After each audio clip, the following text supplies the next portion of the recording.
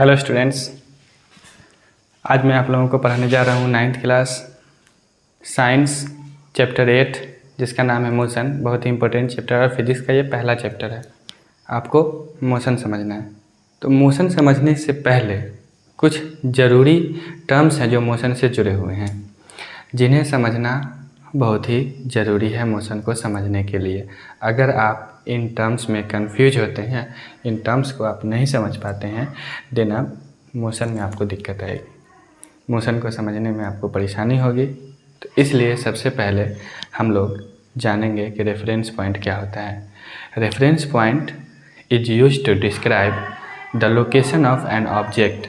Reference point का इस्तेमाल किसी चीज़ की पोजीशन को बताने के लिए किया जाता है कि वो चीज़ इस रेफरेंस पॉइंट से या इस पॉइंट से कितनी दूरी पर है।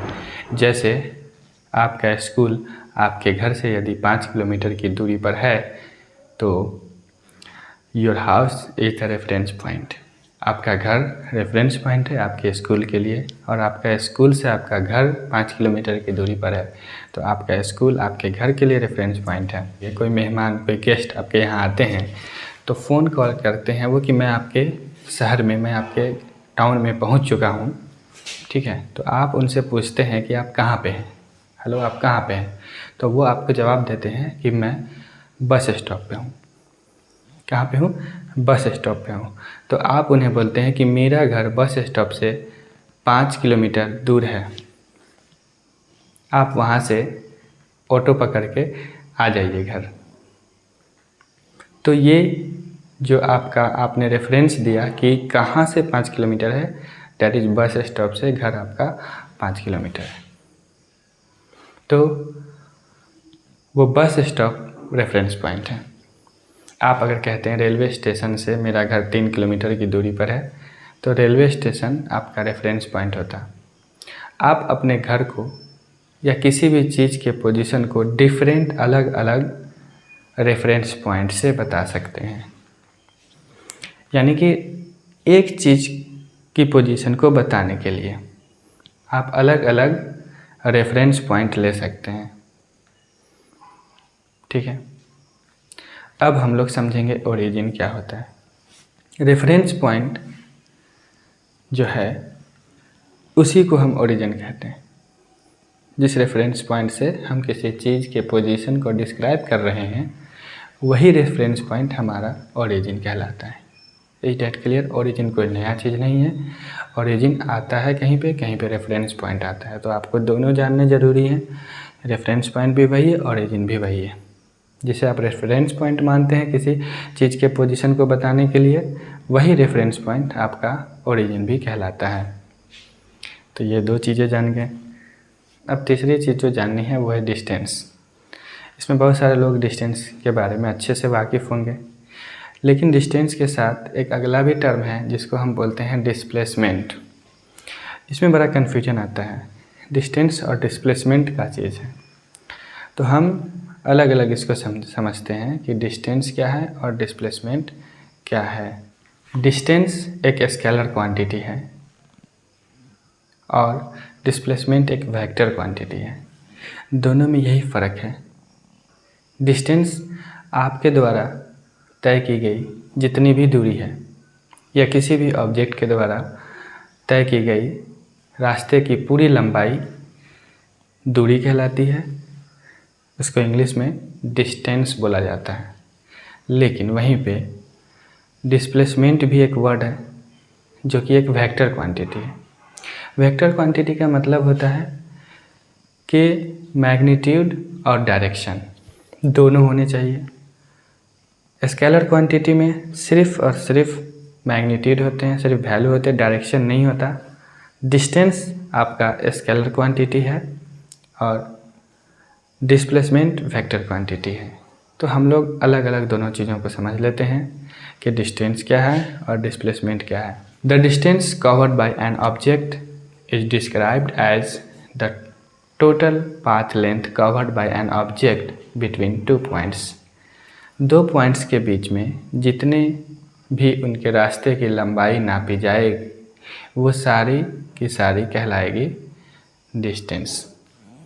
मतलब कि कोई दो पॉइंट्स हैं, जैसे हम एक ये पॉइंट ले लिए और दूसरा ये पॉइंट ले लिए, ये पॉइंट ए और ये पॉइंट बी। अब इन दोनों के बीच में चलने के कई सारे रास्ते हो सकते हैं।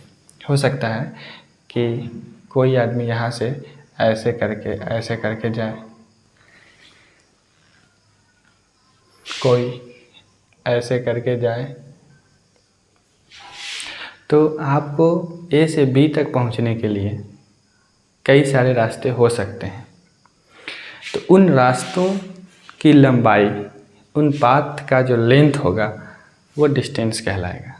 लेकिन वहीं डिस्प्लेसमेंट की जब बात आती है तो डिस्प्लेसमेंट सीधा यहाँ से यहाँ तक एकदम सीधा, the shortest distance between the initial and final position of the object is called displacement.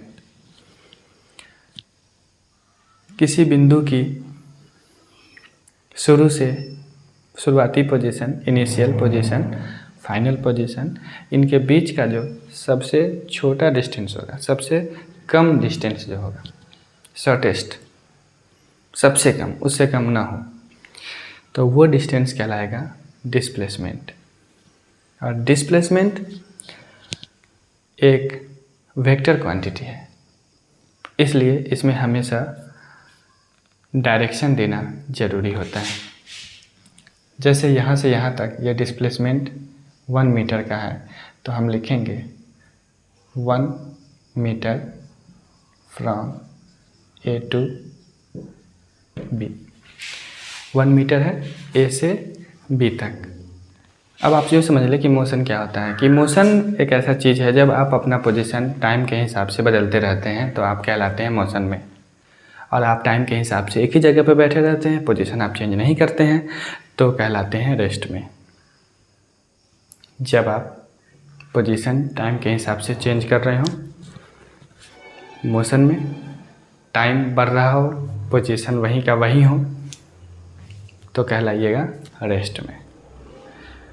अब मोशन दो टाइप के होते हैं, एक होता है यूनिफॉर्म मोशन और एक होता है नॉन यूनिफॉर्म मोशन। यूनिफॉर्म का मतलब आप लोग जानते हैं कि एक जैसा।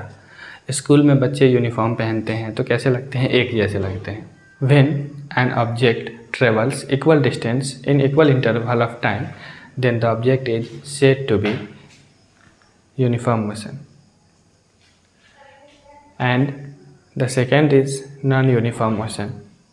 When an object travels unequal distance in equal interval of time, then the object is said to be non-uniform motion. ऐसा मोशन जिसमें कोई भी चीज़ इक्वल डिस्टेंस ट्रेवल करे। हम कोई एक टाइम पीरियड ले लेते हैं, जैसे मान लेते हैं कि 1 घंटे में कोई चीज़ 30 किलोमीटर ट्रेवल करती है, और अगले फिर 1 घंटे में वो फिर 30 किलोमीटर ट्रेवल करती है, और फिर उसके अगले 1 घंटे में फिर 30 किलोमीटर ट्रेवल करती है। यानी कि 3 घंटों में वो 90 किलोमीटर डिस्टेंस ट्रेवल करती है। 1 घंटे में 30 किलोमीटर, फिर अगले घंटे में 30 किलोमीटर, फिर अगले घंटे में 30 किलोमीटर। तो ये जो टाइम इंटरवल है 1 घंटे का, इसमें हर 1 घंटे में इक्वल डिस्टेंस ट्रेवल कर रहा है वो ऑब्जेक्ट। ऐसे मोशन को हम बोलते हैं यूनिफॉर्म मोशन।